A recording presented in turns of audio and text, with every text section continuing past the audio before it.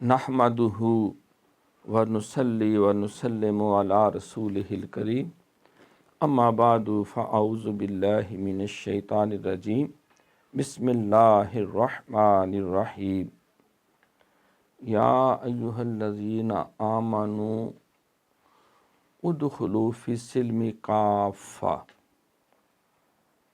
وقال النبی صلی اللہ علیہ وسلم بلغوا عنی ولو آیہ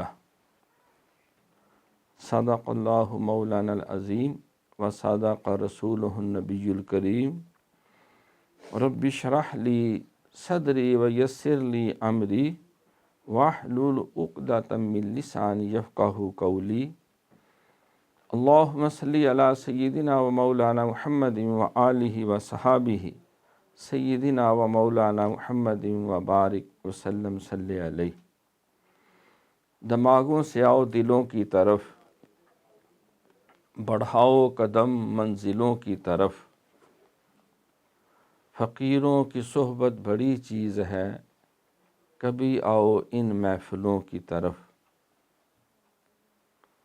خرد کے پاس خبر کے سوا کچھ اور نہیں، تیرا علاج نظر کے سوا کچھ اور نہیں۔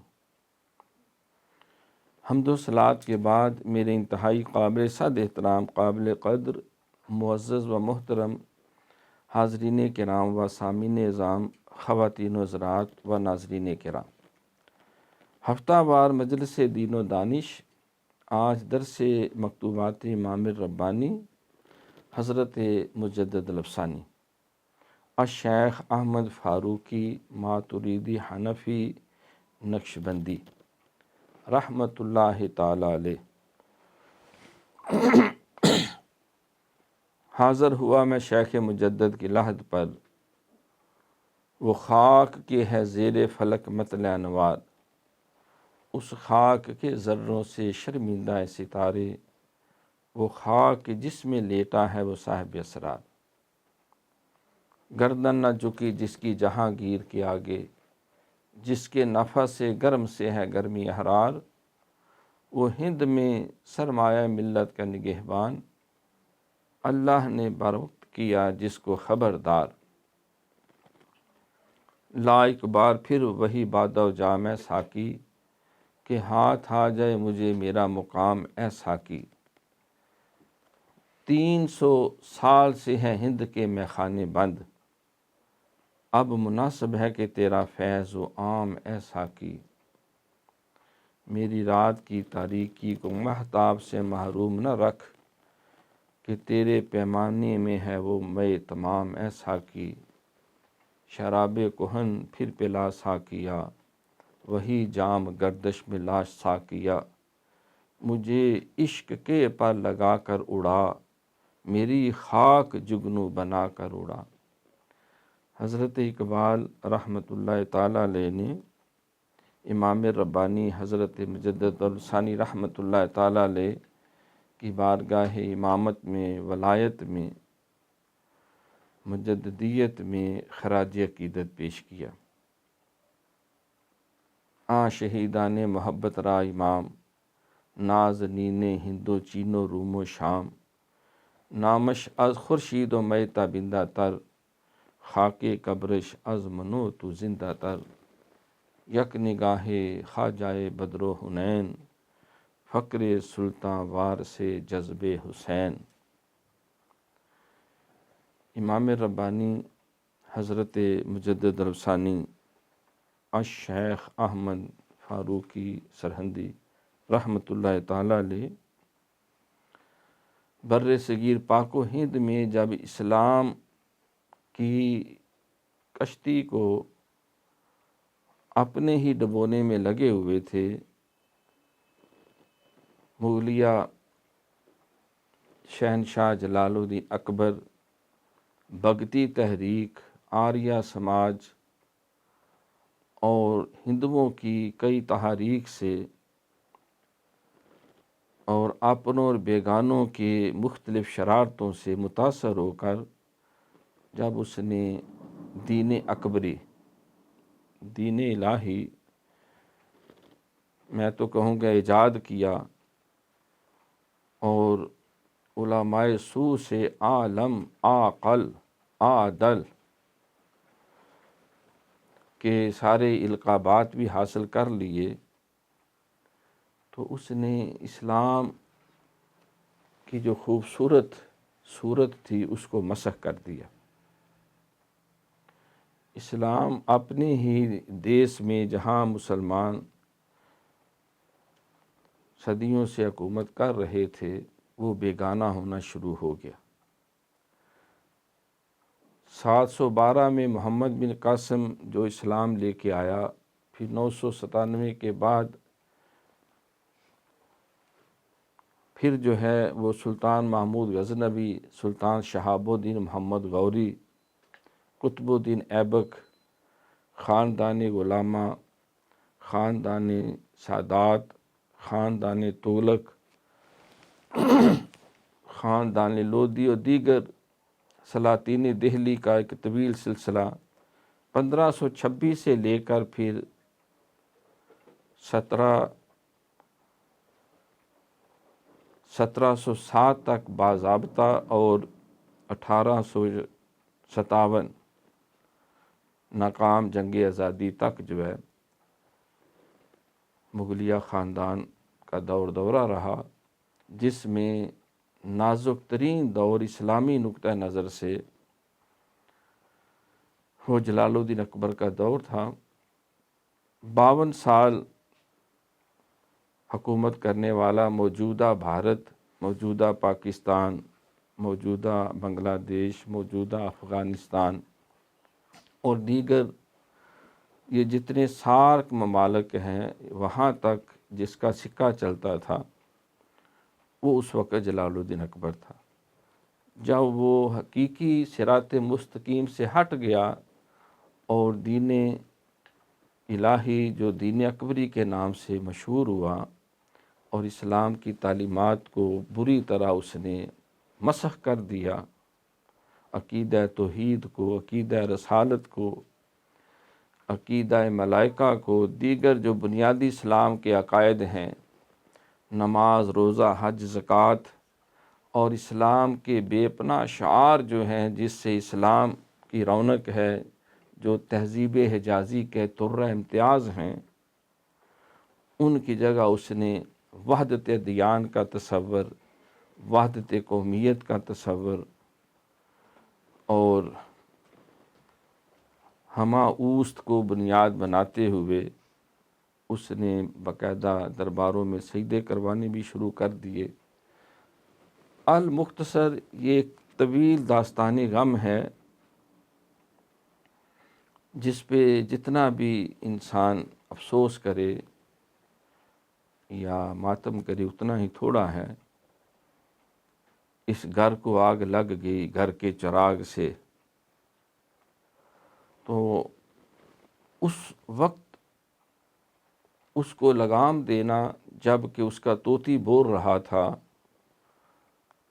اور شیر کے منہ میں بازو دینا اور اسلام کی اس ڈوبتی ہوئی نیا کو بچانا، جس کو پھیلانے میں، قائم کرنے میں سینکڑوں نہیں ہزاروں اولیاء کرام بزرگان دین، داتا گنج بخش علی اجمیری رحمۃ اللہ علیہ سے لے کر خواجہ معین الدین چشتی اجمیری سے لے کر خواجہ نظام الدین اولیاء تک، بابا فرید الدین گنج شکر تک، جتنے بھی شیخ شہاب الدین سہروردی اور شاہ رکن عالم بہاؤالدین ذکریہ ملتانی اور شمس تبریز اور متعدد اولیاء کرام خاندان چشتیہ، قادریہ، سہروردیہ، جنہوں نے اپنا سارا خون پسینہ بہا کے ایک اسلامی نظام اور ماحول اور معاشرہ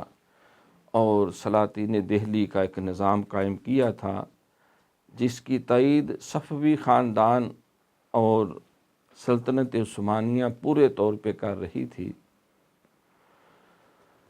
تو اس کو جلال الدین اکبر نے اپنی ناک بت اندیشی اور اپنی آزاد خیالی اور اپنی سلطنت کو محض ظاہری استحکام بخشنے کے لیے اپنے 9 رتنوں کے ساتھ ایک نیا دین ایجاد کیا اور اسلامی تعلیمات کو بری طرح مسخ کر دیا، تو اللہ کریم نے جس طرح اللہ کا ایک قانون چلا رہا ہے، جب آدم علیہ السلام ہیں تو شیطان بھی، جب نمرود ہے تو اللہ نے ابراہیم کو بھی بھیجا، فرعون آیا تو موسیٰ کلیم اللہ کو بھی بھیجا، امون کے پجاری آئے تو یوسف علیہ السلام کو بھی بھیجا، جب بت پرستی کا رواج ہوا تو اور جنات کی پوجا پاٹ شروع ہوئی تو حضرت داؤد علیہ السلام، سلیمان علیہ السلام کو بھی بھیجا۔ گویا کہ ہر دور میں جب کفر و شرک پوری دنیا پہ حکومت کر رہا تھا تو امام الانبیاء علیہ السلام کو بھیجا۔ ابو جہل کے حواری اور کیسر و کسریٰ جو اپنے پوجا پاٹ کروانے میں مصروف تھے، حضور علیہ السلام نے اسلام کی اس شمع کو پوری دنیا میں فروزاں کیا۔ خلفائے راشدین جب مسلمہ کذاب اور اسلام کے بدترین دشمن اور دیگر جو شرپسند یہودی تھے سر اٹھا رہے تھے، تو سیدنا صدیق اکبر رضی اللہ تعالیٰ عنہ انہوں نے ان کی سرکوبی کی۔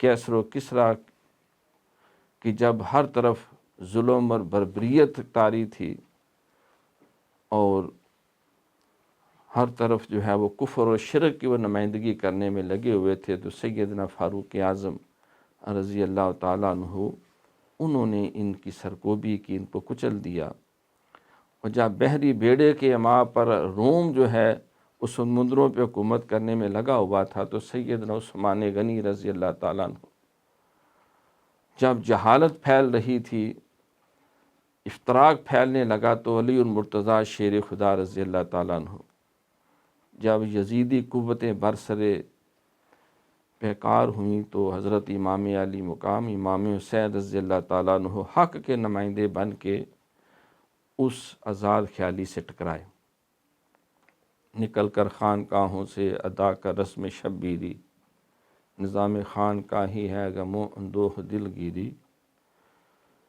تو امام ربانی مجدد الوثانی رحمۃ اللہ تعالیٰ علیہ نے جلال الدین اکبر کے دربار میں جا کے ملا مبارک ناگوری، ابو الفضل فیضی اور دیگر جو اس کے حواری یون تھے، جن کے ایما پر اس نے یہ دین اکبری شروع کیا اور سرکاری سرپرستی میں پھیلانے لگا، اور ہندوؤں کی اتنی سرپرستی کی کہ انہیں وزیر اعظم اور بڑے بڑے عہدوں پہ بٹھا دیا، اپنے محل کے اندر مندر بنانے شروع کر دیے، اور ہندو رانیوں سے شادیاں رچا کر اس نے نئی بدعات اور نئی اختراعات اور افطارات شروع کی۔ امام ربانی مجدد الوثانی رحمۃ اللہ علیہ اکبر کے دور میں بھرپور آپ کوشاں رہے۔ آپ کے پیر و مرشد خواجہ خواجگان خواجہ باقی باللہ فانی فی اللہ دہلوی، آپ قلعہ فروز شاہی دہلی کے اندر آپ نے مرکز بنایا۔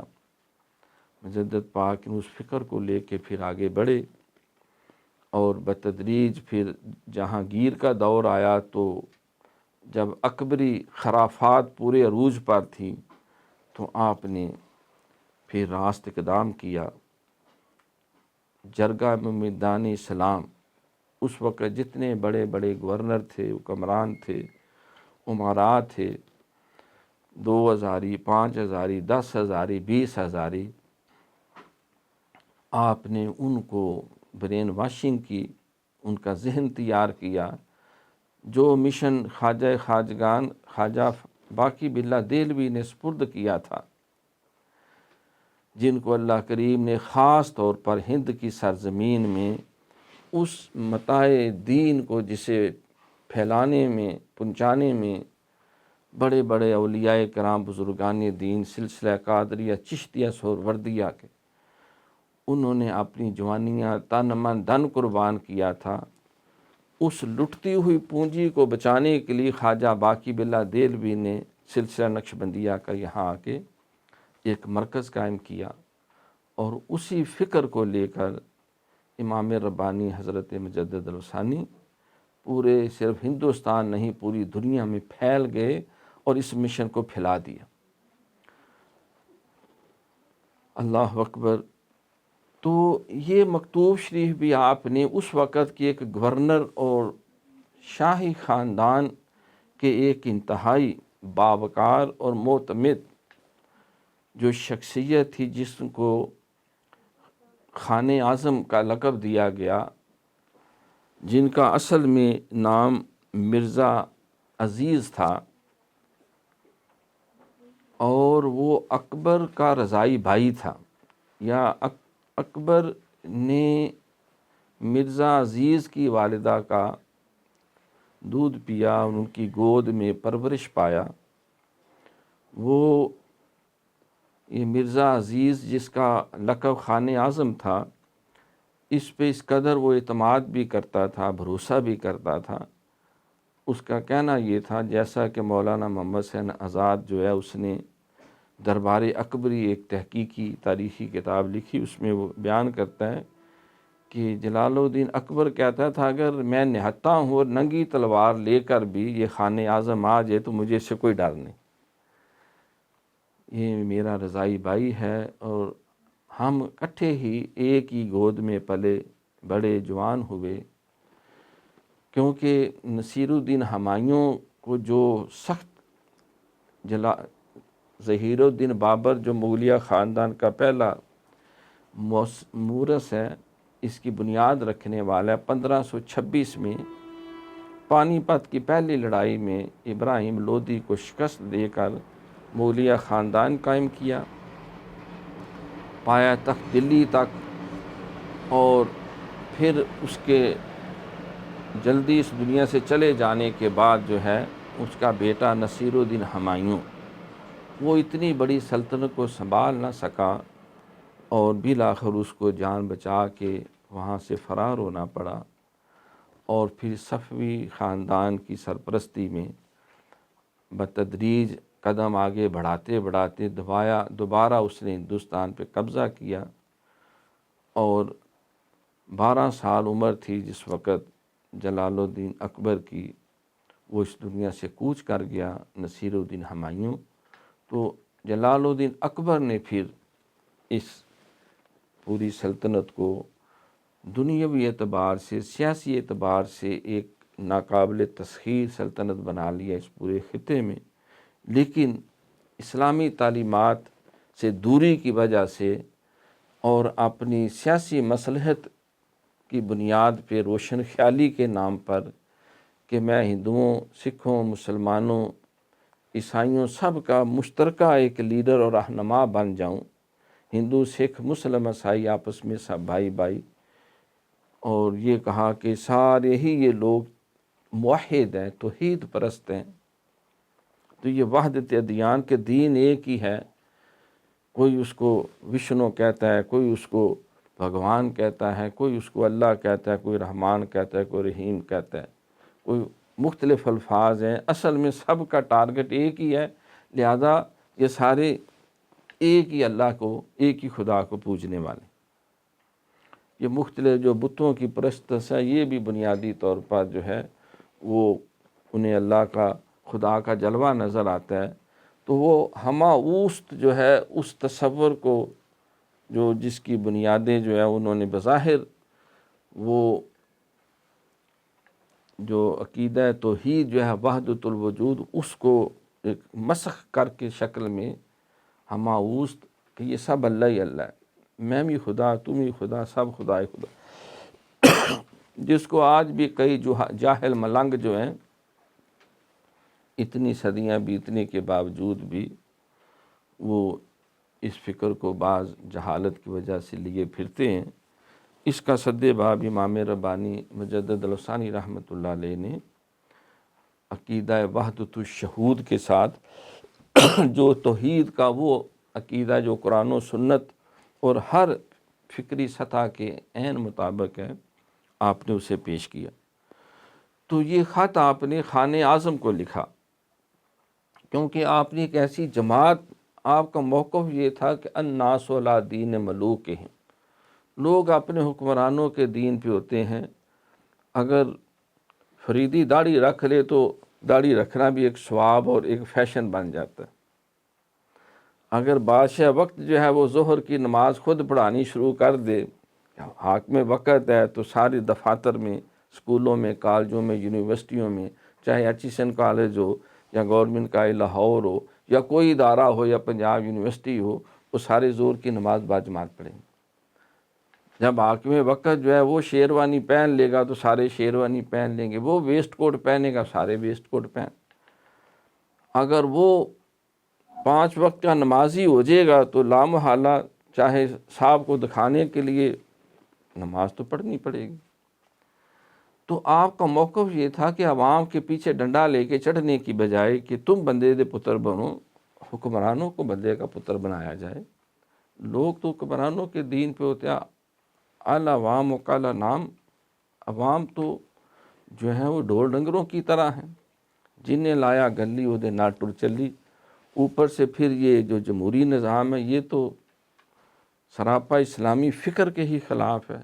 جمہوریت ایک نظام حکومت ہے کہ جس میں بندوں کو گنا کرتے ہیں، تولا نہیں کرتے. گدھے گھوڑے ایک ہی باؤ ہیں. اسلام میں جو ہے وہ مجلس شورا کا تصور ہے. جو اکابرین ہیں، جو صاحبان علم و فضل ہیں، اور جن کو قرآن پاک نے کہا اطیعوا اللہ و اطیعوا الرسول و اولی الامر منکم، جو اولی الامر کی حیثیت رکھتے ہیں وہ قیادت کریں، وہ رہنمائی کریں، وہ مسائل کو تھنک ٹینک بن کے حل کریں.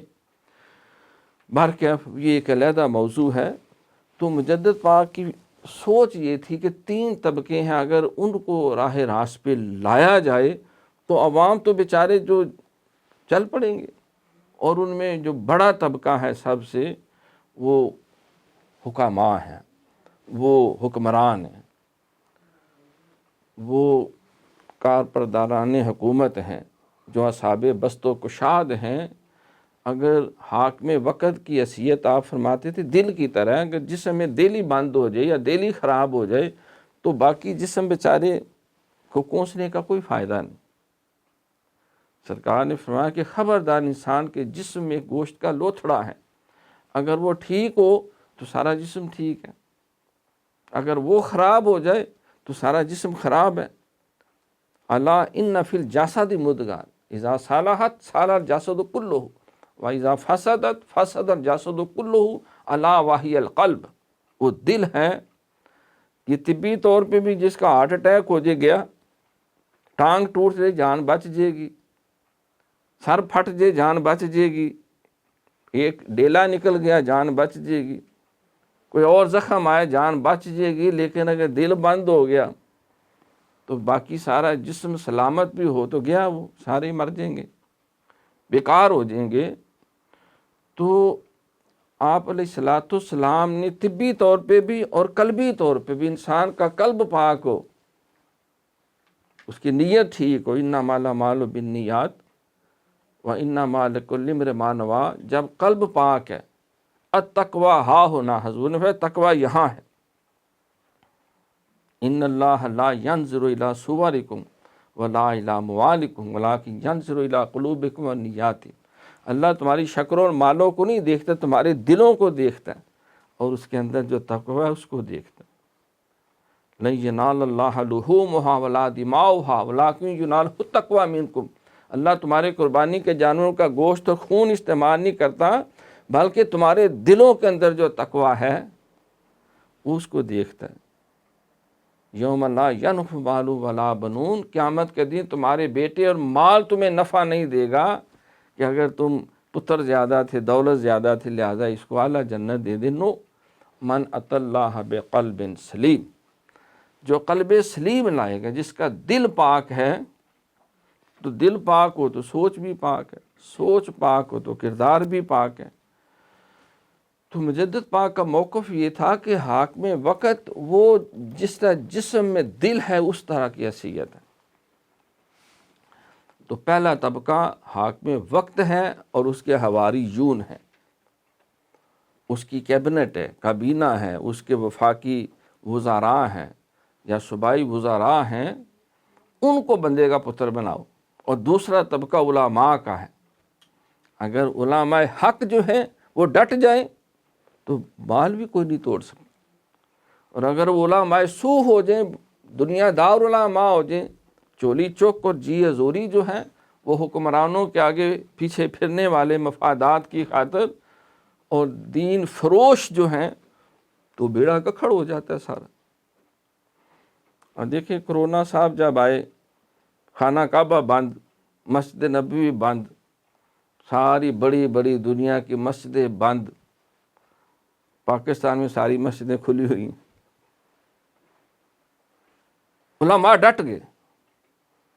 انہوں نے کہا جی آپ ہمیں ایس او پی دیں، ہم فالو کریں گے، مسجد نہیں بند ہو سکتی، یہ اللہ کا گھر ہے، یہاں کسی کا حکم نہیں چلتا، ان المساجد للہ، بیٹیاں ہیں کعبہ کی، سارے جہاں کی مسجدیں۔ تو مفتی منیب صاحب جیسے جو حق پرست تو ڈٹ گئے۔ اور یہ تاریخی حقیقت ہے کہ حجاز کے علماء رو رو کے انہیں فون کرتے تھے، ہم تو پٹ مرے ہیں لیکن حکمران کا حکم ہے لہٰذا ہم فتویٰ دینے پہ مجبور ہیں۔ لیکن پاکستان تو اسلام کے نام پہ بنا، تو یہاں علماء ڈٹ کے، انہوں نے کہا سوال ہی نہیں پیدا ہوتا، ہم ایک دن نہیں بند کر سکتے مسجد، اللہ کی گھر کو کون تالا لگا سکتا۔ بہرکیف تو دوسرا طبقہ علماء کا ہے۔ اکبر خراب ہوا، اس کی ابتدائی زندگی بڑی پاکیزہ تھی، وہ پیدل اجمیر شریف جاتا، خواجہ معین الدین چشتی اجمیری کو سلام محبت پیش کرتا، اور مسجدوں کا بڑا خادم تھا، اور بہت زیادہ فقراء کی، علماء کی عزت و توقیر کرنے والا تھا۔ لیکن جب اس کے قریب یہ علماء سو، ملا مبارک ناگوری، ابو الفضل فیضی جیسے، عبداللہ شوستری اور شریف عاملی جیسے جو امپورٹڈ مولوی تھے، انہوں نے جب آ کے اس کو ہلاشیری دی اور ایسا دربار میں فتنے اور جھگڑے اور فضول قسم کی بحثیں شروع کر دی، بجائے قوم کی صلاح کے لیے، دین کی سربلندی کے لیے، تو وہ لگے ہوئے ہیں فروعی مسائل اور دقیانوسی خیالات اور جو یونانی فلسفے ہیں اس کے اوپر لمبی لمبی بحثیں کرنے، تو اور اپنے مفادات کے لیے بڑھ بڑھ کے جو ہے وہ تعریفیں کرنے، تو نظام خراب ہو گیا۔ اب دیکھو جس وقت بغداد پہ حملہ ہوا، منگولوں نے آ کے ان کو تہس نہس کر دیا، تو وہاں بڑا مناظرہ ہو رہا تھا کہ صدیق اکبر افضل ہیں یا حضرت جبرائیل علیہ السلام وہ افضل ہیں۔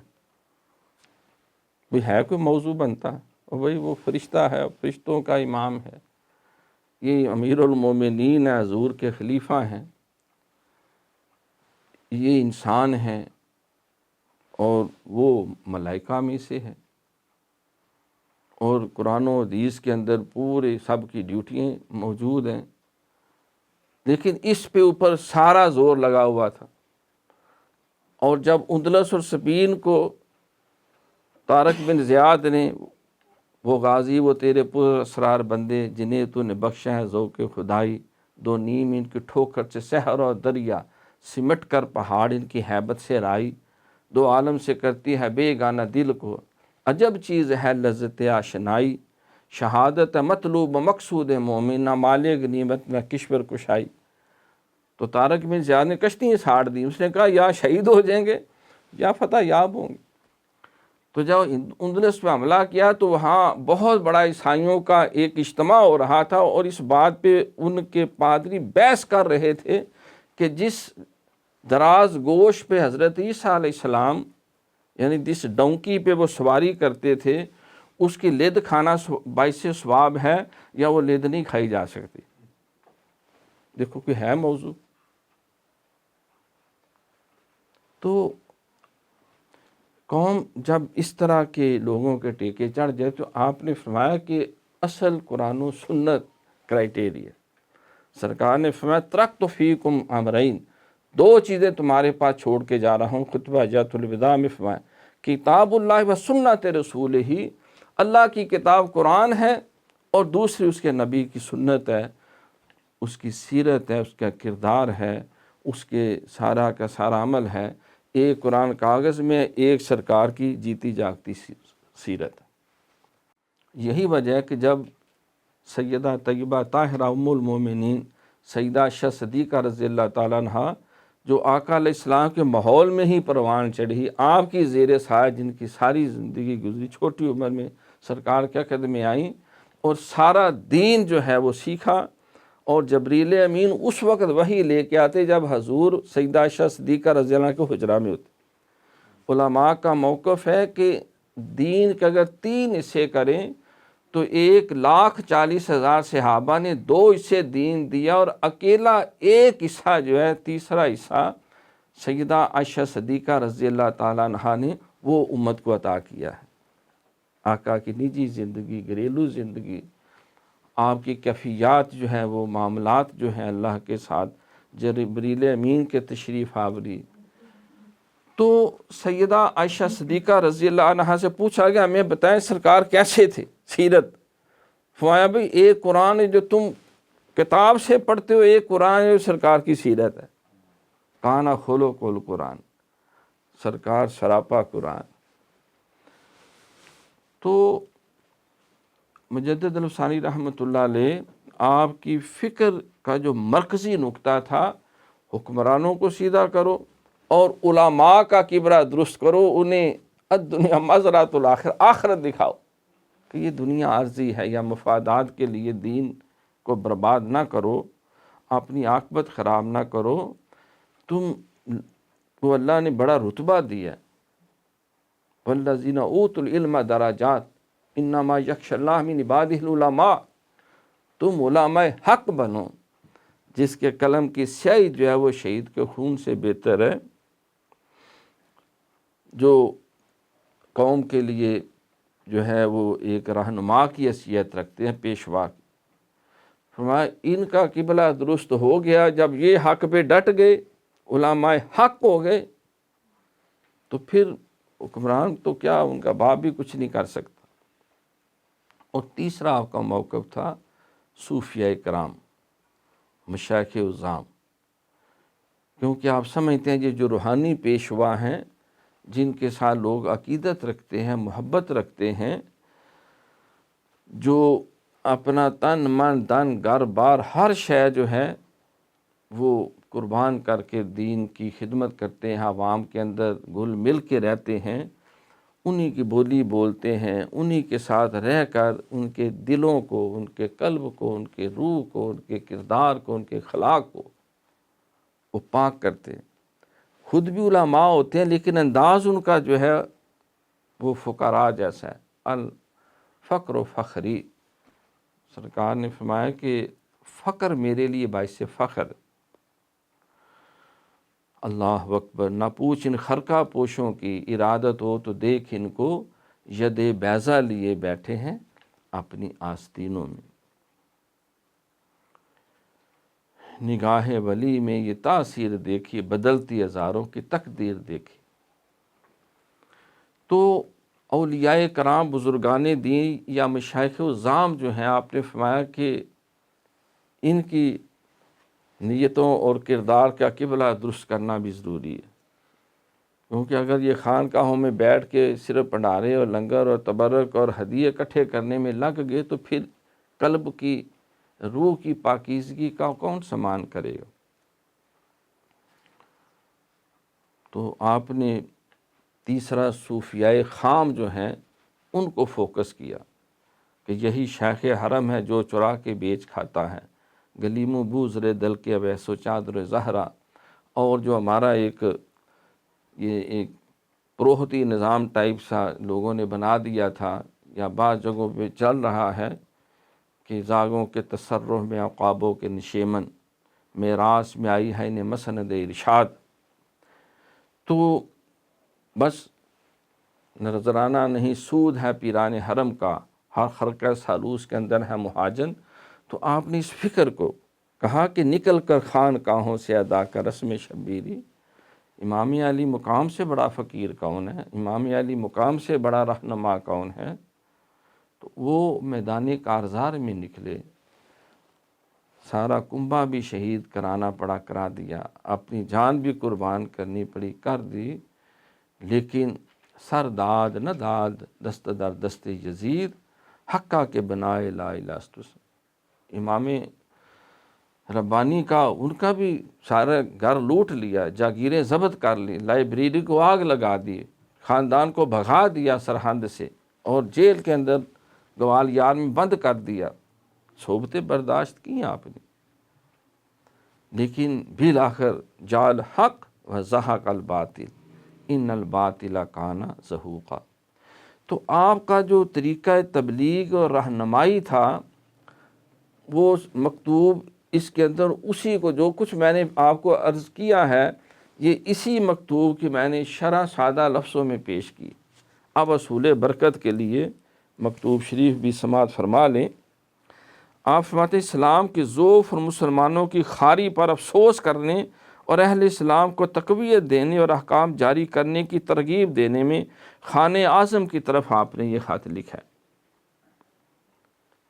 جو حاکم وقت کا سمجھیں کہ سب سے لاڈلا چہیتا جو ہے وہ ساتھی رہا، بلکہ اس کے جو آباء و اجداد تھے ان کے بارے میں آتا ہے کہ جب ہمایوں یہاں سے فرار ہو کے بھاگ گیا، صفویوں میں جا کے پناہ لے لی، تو یہ ادھر ہی رہے، ہند میں رہے، اور سخت ان کو اذیتوں سے گزرنا پڑا۔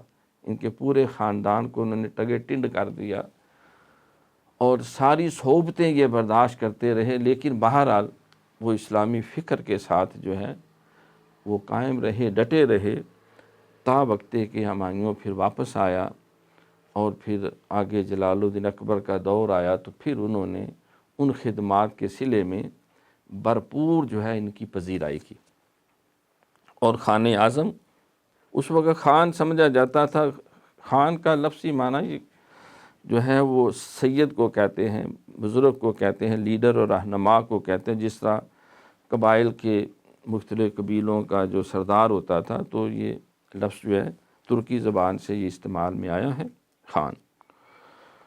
لیکن بعد میں جو کے پی کے میں رہتے ہیں انہوں نے کہا بس جو کے پی کے میں رہا وہ خان صاحب۔ یہ تو ایک اعزازی جو ہے وہ ایک ٹائٹل ہے، پہلے وقتوں میں جو جس طرح سلطان کا ٹائٹل دیا جاتا تھا، چاہے وہ غلام در غلام ہے، حکمران بن گیا تو سلاطین میں آ گیا۔ قطب الدین ایبک کو ٹگے ٹنڈ خرید کے سلطان شہاب الدین محمد غوری لایا تھا، ایاز کو مارکیٹ سے خرید کے جو ہے سلطان محمود غزنوی لے کے آیا تھا، جو پہلا حکمران ہے اس لاہور کا، پنجاب کا جو ہے۔ تو وہ سلاطین دہلی ہیں، تو ایک ٹائٹل ہے یہ، اور یہ بہت سارے بزرگوں کا جو ہے وہ چلتا ہے۔ تو اس کو خانِ اعظم، سب سے بڑا خان، یعنی خانوں کا خان، تو یہ ایک ٹائٹل ہے۔ جس طرح شمس العلماء انگریزوں کے دور میں علماء کا سورج، وہ چاہے بیچارے چاند چھوڑ کے ستارہ بھی نہ ہو، لیکن بس جو ان کی نظر میں آ گیا بس آگے بڑھ گیا۔ اس پہ اکبر الہٰبادی نے تو خیر بہت زیادہ اس حوالے سے درگت بھی کی کئی جگہوں پہ، جو یہ ایک ٹرینڈ جو انگریزوں نے جو اپنے ان کے حلقہ اخلاص میں جن کو حکمران سمجھتے تھے یہ ہمارا اپنا خاص ہے، میں یہ نہیں کہتا ایجنٹ ہے یا پٹھو ہے، لیکن بہرحال وہ ایک تھا ان کا طریقہ کار کہ ان لوگوں کا منہ بند رکھا جائے، انہیں قریب رکھا جائے۔ جس طرح ہر دور میں جتنی سیاسی حکومتیں ہیں وہ اپنوں کو جو ہے وہ پریزیڈنشل ایوارڈ، فلاں ایوارڈ، مکان ایوارڈ، وہ چاہے 5 جماعتیں پاس ہو 10ویں فیل ہو، بس ٹھیک ہے چل رہا ہے۔ تو وہ القابات دیتے تھے۔ اصل لقب تو جو اللہ کی بارگاہ میں وہاں کوئی قدر ہو جائے، سرکار کی نگاہ محبت میں جو آ جائے، جو کسی اللہ والے کی نظر میں آ جائے۔ شیخ سعدی کے بارے میں کسی نے کہا حضور وہاں تو بڑی لوگ آپ کی تعریف کر رہے تھے، نعرے مار رہے تھے آپ کی محبت میں، آپ رونے لگ گئے۔ تو کہا جناب یہ تو آواز خلق ہے، نکارہ خدا سمجھو، بجا کہے سے جسے دنیا سے بجا سمجھو۔ وہ نعرے مار رہے ہیں تو آپ تو فرمایا بدبختو پتہ کرو، کوئی نیک آدمی بھی میرے بارے میں اچھے کوئی رائے رکھتا ہے، کوئی عالم، کوئی بزرگ، کوئی حقیقی اللہ والا؟ وہ تو سارے کوچمان ہیں، وہ تو سارے جاہل اور بیوقوف ہیں۔ جن کو تو خود سجے کھبے کی علم کوئی نہیں، انہوں نے میرے اندر کوئی جہالت دیکھی ہوگی تو بس وہ کیوٹ لیڈر بن گیا، وہ کلٹ لیڈر بن گیا وہ ان کا۔ تو پتہ کرو کوئی صاحب علم، کوئی صاحب تقوی، کوئی اللہ والا جو ہے وہ بھی کوئی میرے بارے میں کوئی اچھے کلمات یا رائے رکھتا ہے۔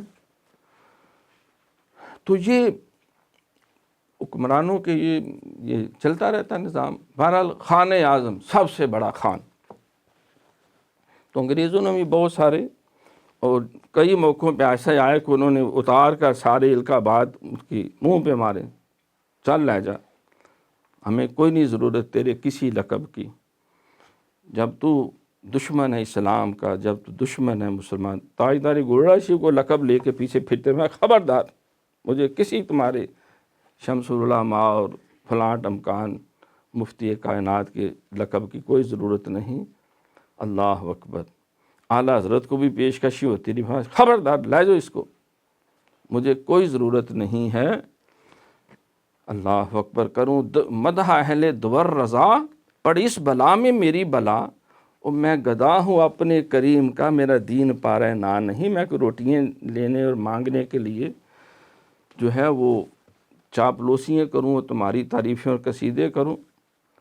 جو حق ہے وہ حق ہے، جو اللہ نبی کا جو راستہ ہے صراط مستقیم ہے، اللہ کی نظر میں جو ہے، دیکھو قرآن میں بھی اللہ فرماتے ہیں کہ یا ایھا الذین آمنوا یا ایھا الناس انا خلقناکم وذکر وانثی وجعلناکم شعوبا وقبائل لتعارفوا، اے لوگو ہم نے تمہیں ایک مرد اور ایک عورت سے پیدا کیا ہے اور تمہارے قبیلے اور گروہ بنائے ہیں، اس لیے نہیں کہ جو بڑا قبیلہ وہ بڑا اللہ کی بارگاہ میں اعلیٰ درجے کا، جو چھوٹا ہے جس کے پتر زیادہ اس کو سارے سلوٹ کر، نو، لتعارف، واقفیت کے لیے، ان اکرمکم عند اللہ اتقاکم، تم میں سب سے زیادہ اللہ کی نظر میں وہی قابل قدر ہے جو تم میں سب سے زیادہ اللہ سے ڈرنے والا، متقی ہے، پرہیزگار ہے، تقوی کی راہ پہ چلنے والا ہے، اللہ کی رضا کے لیے، اللہ کے دین کی سربلندی کے لیے جو اپنی ساری صلاحیتیں صرف کرنے والا ہے۔ تو دیکھ لیں جنہوں نے اس راستے کو اپنایا، دنیاوی لحاظ سے تو ماریں پڑی۔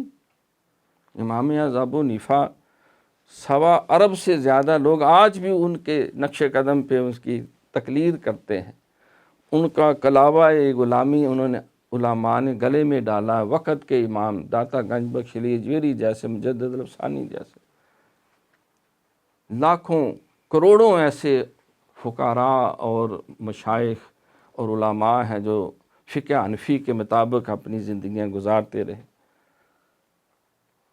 تو وہ جتنے یہ سلطنت عثمانیہ میں بھی یہی آپ کی فقہ حنفی پہ، سلاطین دہلی میں بھی فقہ حنفی کے اوپر، تو جب بادشاہ کی آفر قبول نہ کی، آفر کون سی تھی؟ یہ شمس العلماء کی نہیں، قاضی القضاء، 54 ملکوں کا اکلوتا جو ہے وہ مفتی اعظم، جس کے منہ سے بات نکل جائے تو پوری کرنی پڑ جائے، جس کے مونچھیں ہل جائے تو پورا نظام ہی بدل جائے، وہاں نہیں، میں نہیں قبول کرتا، جیل میں بند کر دی۔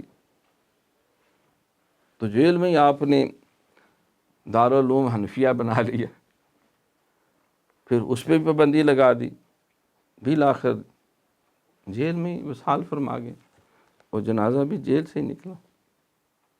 تو کیا ہوا؟ حکمرانوں نے تو اپنے حساب سے مٹا کے رکھ دیا، لیکن وہ نہیں مٹ سکے۔ جو حق کی راہ پہ چلتے اللہ ان کو مٹنے نہیں دیتا۔ من عمل صالحا من ذکر او انثی وہو مؤمن فلنحیینہ حیاۃ طیبہ، باطل کے سامنے نہ کبھی سر جھکاؤں گا، میری نظر میں اسوائے ابن بطول ہے۔ یہ امام اعظم نے حضرت امام حسین رضی اللہ تعالیٰ عنہ، ویسے بھی آپ سادات کے خادم تھے، غلام تھے، اور آپ نے محمد ذکیہ کی بھی سپورٹ کی، اور حق کے راستے کو ہمیشہ آپ نے اختیار کیا۔ حکمرانوں کا حاشیہ بردار بننے کے بجائے اللہ اور اللہ کے محبوب کے دین کے آپ جو ہیں وہ خادم بنے۔ ان تنصر اللہ ینصرکم ویثبت اقدامکم، اگر تم اللہ کی مدد کرو گے تو اللہ تمہاری مدد کرے گا، تمہارے قدم جما دے گا، کوئی نہیں تمہیں مٹا سکتا۔ یریدون ان یطفئوا نور اللہ بافواہہم واللہ متم نورہ، یہ چاہتے ہیں پھونکیں مار کے اس حق کو نابود کر دیں، انہیں کوئی نابود نہیں کر سکتا۔ نور خدا ہے، کفر کی حرکت پہ خندہ زن، وہ پھونکوں سے یہ چراغ بجھایا نہ جائے۔ تو امام علی مقام کی اگر گردن اتار کے یزید وقتی طور پہ کامیاب ہو گیا تو کیا کامیاب ہوا؟ قتل حسین اصل میں مرگ یزید ہے۔ اسلام زندہ ہوتا ہے ہر کربلا کے بعد، شاست حسین بعد شاست حسین، دینست حسین دین پناہ است حسین، سرداد نہ داد دست در دست یزید، حقہ کے بنائے لا الہ است حسین۔ ہمارے قبلہ عالم کی زندگی ہمارے لیے ایک کھلی کتاب ہے۔ میں نے زندگی میں 3 دفعہ آپ سے اذن طلب کیا کہ اجازت دیں کہ ہم اپنا رول ادا کریں، پر نہیں بیٹا کوئی ضرورت نہیں، ٹھیک ہے، ہم جس حساب سے لگے ہوئے ہیں بس خیر کے کام میں لگے رہیں، اللہ تعالیٰ خود کام لے لے گا۔ پانی آ جائے تو بطخ کے بچے کو کوئی تیرنا نہیں سکھاتا، اللہ کریم خود اس کے اندر وہ تیراکی کی صلاحیت موجود ہوتی۔ بہرحال آپ نے نہیں اجازت دی، 3 دفعہ میں نے بڑی سنجیدگی سے علیحدگی میں بیٹھ کے عرض کی تھی، نہیں بیٹا، بس جو سادگی کا راستہ ہم نے دیا ہمارے خواجگان نے، آل و محاشی کے بزرگوں نے، بابا ہادی نامدار شاہ نتھیالوی، حضرت بابا جی نور محمد چراہی، فیض اللہ تراہی، مجدد صاحب، بس ٹھیک ہے، ہم نے کام اللہ لیتا رہے گا ہر شعبہ زندگی میں، اس کی فکر نہیں کرنی، لیکن ہمیں یہ حکمرانوں کے عہدے اور وہ لینے کی ضرورت نہیں۔ بہرکیف تو مجدد پاک نے خانِ اعظم کی طرح لکھا، حق تعالیٰ آپ کو حکام اسلام کے بلند کرنے میں اسلام کے دشمنوں پر مدد اور نصرت دے۔ دعا فرمائی۔ دیکھو کس طرح آپ نے ان کی دماغ سازی کی، برین واشنگ کی۔ آپ فرماتے ہیں کہ مخبر صادق یعنی امام الانبیاء علیہ السلام نے فرمایا ہے، الاسلام بادأ غریبا وسیعود کما بادأ طوبی للغرباء، یعنی اسلام غریب ہی ظاہر ہوا، آن قریب غریب ہو جائے گا، پس غریبوں کے لیے خوشخبری ہے۔ دیکھو نا، جو تخت پہ چڑھا ہوا ہے تو کوئی تخت کھینچ لے گا تو نیچے گر جائے گا، تو فقیر جو پہلی زمین پہ بیٹھا ہوا اس کے نیچے سے زمین کیا کھینچنی ہے؟ یعنی جو تکبر کرے گا گردن تو اس کو کٹے گی، پرائیڈ ہے فال، غرور کا سر نیچا، جو پہلے ہی عاجزی سے بیٹھا ہوا ہے، وہ اس تو تھلے نیواں کی کرنا ہے تو سب آجی۔ تو یہ ہے وہ فکر، یہ ہے وہ سوچ، ہو ہلکا یارا تو بریشم کی طرح نرم، عاجز اور انکساری، رزم حق و باطل تو فولاد ہے مومن، پھر جو لٹتا ہے لٹ جائے، جو ہونا ہو جائے۔ اللہ اکبر۔ تو سرکار نے فرمایا کہ علامہ نے ویسے اس کا ترجمہ کیا ہے، غریبی ازل سے کچھ آشنا اسلام کی، ہے غریبی ازل سے کچھ آشنا اسلام کی، سب سے پہلے رکھی تھی غریبوں نے بنا اسلام کی۔ اسلام کی بنیاد رکھنے والے کون ہیں؟ جنہوں نے آقا علیہ السلام کے لیے اپنی جانیں، تن من دھن قربان کیے، وہ غلام، مساکین، غریب، بظاہر یقیناً اللہ کریم نے آپ کے ایسے ساتھی دیے، سیدنا صدیق اکبر رضی اللہ تعالیٰ عنہ جیسے، سیدہ خدیجہ الکبریٰ رضی اللہ، حضرت علی مرتضیٰ شیر خدا کو چھوٹی عمر تھی اس وقت، لیکن ایک سٹیٹس تھا، بہت بڑی حیثیت تھی بنو ہاشم کی جو ہے، اور حضرت زید بن حارث رضی اللہ غلام تھے، لیکن یہ اسی طرح عاجز انکساری۔ سرکار کی زندگی دیکھیں، کوئی محل نہیں، کوئی دولت کے انبار نہیں، سادہ سا طرز زندگی ہے، اور جس کمرے میں سرکار رہتے ہیں وہ اتنا اونچا ہے کہ فاروق اعظم سیدھے کھڑے ہی نہیں ہو سکتے، ان کا سر ٹکراتا جا کے۔ سادگی کے ساتھ ساری زندگی آپ نے گزاری. وصال کے وقت بھی فرمایا مجھے گھر سے دنیا کی بو آ رہی ہے، پتہ کیا 3 روپے پے نے، 3 سکے آؤٹ کر دو، اللہ کی بارگاہ میں خالی ہاتھ جانا چاہتا ہوں.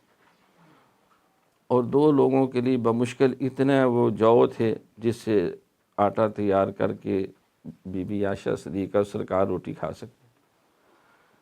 تو آپ نے، اور یہ بھی حدیث ہے کہ سینکڑوں سال پہلے جو غریب ہیں وہ امیروں سے پہلے جنت میں چلے جائیں. تو اس میں بھی یہی فکر ہے کہ نہ دنیا کے معاملات میں زیادہ الجھے، جو ہوا مخلوق کے لیے، دین کے لیے وقف خرچ کرتے رہے. دیکھو نا اپنے حضرت صاحب کی زندگی دیکھیں، آپ چاہتے تو سونے کا محل بنا سکتے تھے گجرانوالہ میں، تو 1.5 پونے 2 مرلے کے مکان میں ساری زندگی گزار دی، اور درجنوں مساجد اور کئی درجن 20 جو ہے وہ آپ نے دینی مدارس قائم کیے، دین کے مراکز قائم کیے، اور 50,000 سے زیادہ بندگان خدا کو رشد و ہدایت کے راستے پہ لگایا، طریقت کی خدمت کی، دین کی خدمت کی. تو وہ کرتے، اللہ کریم نے ان کو جو ضرورت سب پوری ہوتی رہی، لیکن کسی شے کو جفا نہیں ڈالا کہ میں اس کا مالک بن جاؤں. ان کے ٹارگٹس اور ہوتے ہیں. تو مجدد پاک فرما رہے ہیں کہ سرکار کی حدیث کوٹ کیا کہ مبارک ہو غریبوں کو. سرکار فرما رہے اب آپ ہیں مخبر صادق، یعنی سب سے سچا جو انسان ہے وہ کہہ رہا ہے. علامہ اقبال گئے نا جب یورپ PhD کے لیے، تو بیٹے نے میسج بھیجا، ابا جی آتی دفعہ میرے لیے گرامو فون لے کے آنا جس میں کوئی گانے شانے یہ وہ ڈولے مائی ہوتے ہیں. اس وقت یہی تھا، یہ تو بعد میں ٹیپ ریکارڈنگ چیزیں آئیں. تو انہیں خط لکھا جوید کے نام کہ دیار عشق میں اپنا مقام پیدا کر، نیا زمانہ نئی صبح و شام پیدا کر. میرا طریق امیری نہیں فقیری ہے، پاجی خودی نہ بیچ غریبی میں نام پیدا کر. غریبی میں نام پیدا کر. دیکھو روس میں کتنے بادشاہ کتنے گئے، کھپ گئے، لیکن آج بھی رشیا میں ٹالسٹائے کو سارے دور سے سلوٹ کرتے. وار اینڈ پیس، اینا کرینین، 2 ناول لکھے، ساری دولت ہر شے غریبوں میں بانٹ کے ایک کسان کی طرح زندگی گزاری. تو اللہ والوں کے جو ٹارگٹس ہیں وہ حدیث، یعنی اسلام غریب ہی ظاہر وان قریب غریب ہو جائے. پس غریبوں کے لیے خوشخبری ہے، اسلام کی غربت یہاں تک پہنچ گئی ہے کہ کفار کھلم کھلا اسلام پر طعن اور مسلمانوں کی مذمت کرتے ہیں، اور ہر کوچہ و بازار میں نہ ڈر ہو کر کفر کے حکام جاری کرتے ہیں اور اہل کفر کی تعریف کرتے ہیں، اور مسلمان اسلام کا حکام جاری کرنے سے رکے ہوئے ہیں اور شرائع کے بجا لانے میں مذموم و مطعون ہیں. چھپائے رخ کو پری دیو ناز کرے، حواس و ہوش یہ سن کر میرے بجا نہ رہے. تو مجدد پاک نے، اب وہ خان اعظم کا لقب ہے اور مرزا عزیز ایک اعلیٰ سٹیٹس ہے، تو آپ ان کو خط لکھ رہے ہیں اور ظاہر حکمرانوں کو یہ تعلیم دیں گے کہ وہ اپنے حال حالات پہ نظر کریں. میں اکیلا ہی چلا تھا جانب منزل، لوگ آتے گئے کارواں بنتا گیا.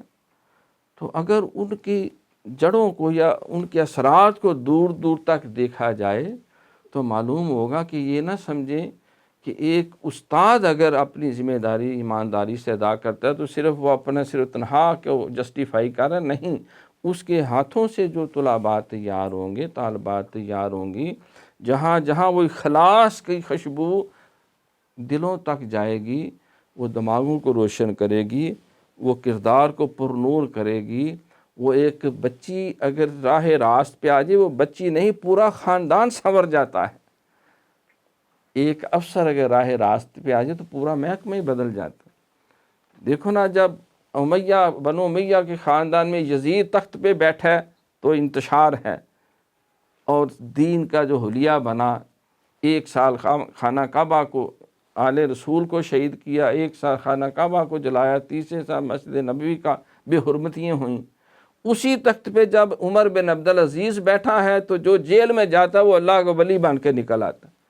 ساری سیاستہ کی کتابیں، ساری حدیث کی کتابیں، قرآن کی ساری ترویج، پوری دنیا میں یوں لگتا تھا کہ عمر فاروق دوبارہ زندہ ہو کے پھر یہ عمر ثانی جو ہے وہ تخت نشین ہو گیا. خاندان وہی ہے، دارالحکومت وہی ہے، سربراہ کا جب دل و دماغ پر نور ہے، اللہ رسول کی محبت اور خوف خدا ہے، اور وہ اس امانت کو ایک ذمہ داری سمجھتا ہے، تو سارا معاشرہ ہی بدل گیا، ہر طرف خیر ہی خیر پھیل گئی. تو ایک افسر کے، ایک سربراہ کے ٹھیک ہونے سے باپ یہ نہ سمجھے کہ یار میرے نماز پڑھنا کی ہونا ہے، بہت کچھ ہوگا.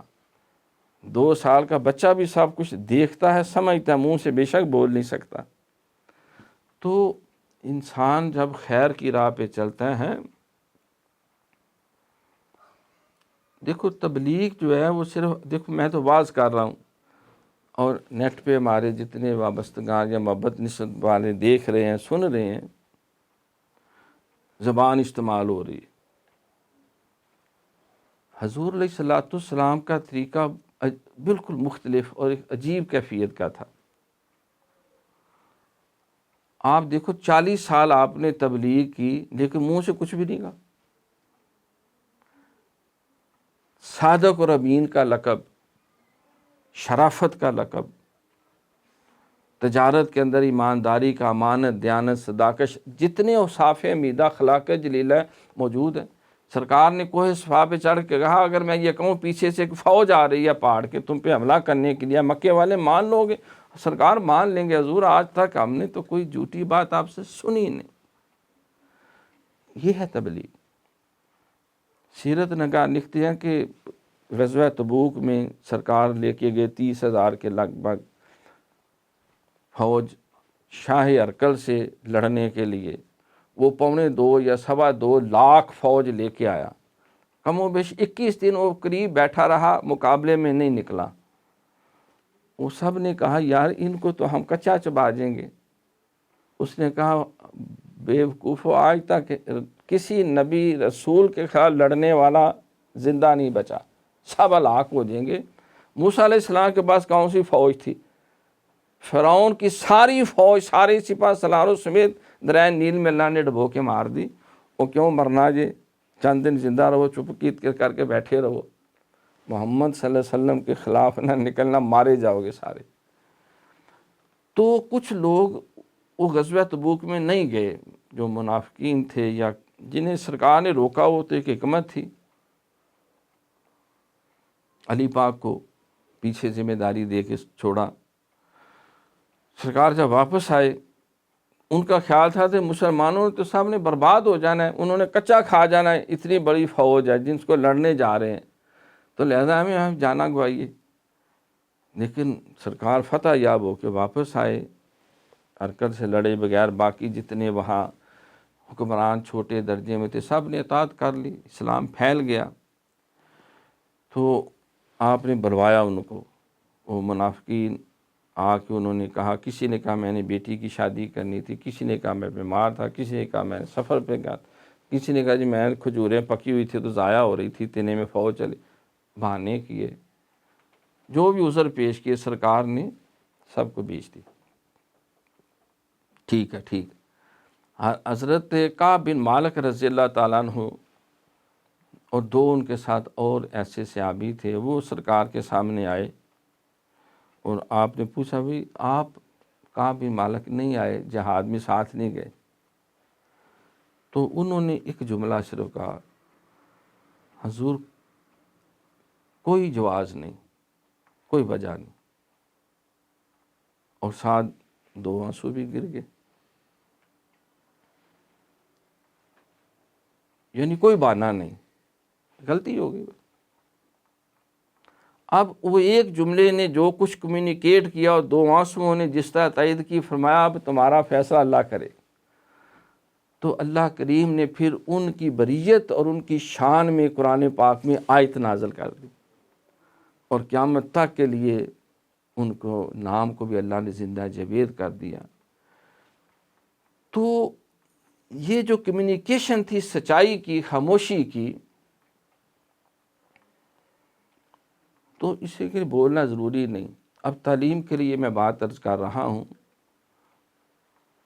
میٹرک کے امتحان کم و بیش اس کے آگے پیچھے جب سرکار علیہ الصلاۃ والسلام نے شفقت فرمائی، کرم کیا، زیارت سے مشرف کیا، آپ نے کوئی کلمہ نہیں زبان سے استعمال، کوئی بات نہیں کی مجھ سے۔ آپ نے چہرہ مبارک دکھایا اور خاص طور پہ داڑھی شریف خوبصورت، تو بس کوئی نصیحت نہیں، کوئی حکم نہیں۔ تو سارے دوست جو تھے وہ ظاہر جس علاقے ماحول میں رہتے تھے وہاں ایسا نظام نہیں تھا کہ بندہ سمجھے جی والد صاحب مولوی تھے، دادا مولوی تھا، فلاں پیر، تو سارے جس عام سادہ درمیانہ طبقے کے لوگ ہوتے ہیں، گلیوں میں لاٹو چلانا، بانٹے کھیلنا، گڈیاں اڑانا وغیرہ۔ تو ایسا دل میں نقشہ بیٹھ گیا، جب ساتھی پوچھیں کہ تم نے داڑھی رکھو گے، میں نے کہا یار سرکار نے جو چہرہ دکھا دیا ہے میں زندگی میں اس کے خلاف نہیں جا سکتا، جو مرضی ہو جائے۔ اب یہ داڑھی سرکار نے جو دکھائی ہے، داڑھی بھی ایسے ہی رہے گی، اور جو آپ نے زلفیں دکھائی ہیں میں بھی ایسے ہی رکھوں گا۔ تو کردار، actions speak louder than words. آپ نے اس دیدار میں گویا کہ ہر شے پلٹ دی۔ تو یہ ہے وہ کردار امام ربانی مجدد الثانی رحمۃ اللہ علیہ کا، کہ فرمایا کہ یک زمانہ صحبت باولیاء، بہتر از 100 سالہ تات بے ریا، خرد کے پاس خبر کے سوا کچھ اور نہیں، تیرا علاج نظر کے سوا کچھ اور نہیں۔ یہ فیضان نظر تھا یا کہ مکتب کی کرامت تھی، سکھائے کس نے اسماعیل کو آداب فرزندی۔ تو کردار جو ہے، تو مجدد صاحب فرما رہے ہیں کہ آپ صرف حکمران نہیں ہیں، آپ ایک آئیڈیل ہیں۔ تو اسلام کے اوپر جو طوفان بدتمیزی طاری کیا ہے کفر نے، تو آپ کے کردار کی ضرورت ہے، آپ کی سیرت کی ضرورت ہے۔ انشاءاللہ باقی حصے کو انشاءاللہ ہم اگلے درس میں تفصیل سے عرض کریں گے۔ وما علینا الا البلاغ المبین۔